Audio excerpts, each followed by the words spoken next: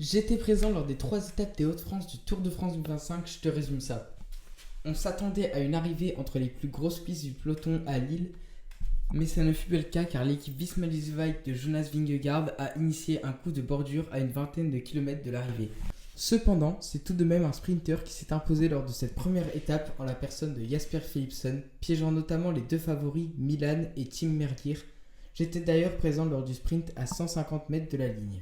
Lors du deuxième jour, je me suis rendu au sommet de la côte d'Outreau pour voir les punchers se jouer la victoire, lors de la deuxième étape qui se terminait à Boulogne-sur-Mer. J'ai donc pu assister à une attaque de Vingegaard mais aussi au passage de Philipsen, cette fois-ci en jaune. Mais c'est bien Mathieu Van Der Poel qui s'est imposé en prenant également le maillot jaune à son coéquipier d'Alpecin de Koninck.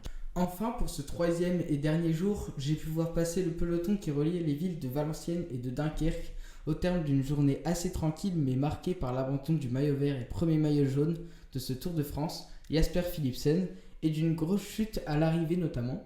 C'est le champion d'Europe Tim Merlier qui s'est imposé au sprint devant Jonathan Milan à la photo finish.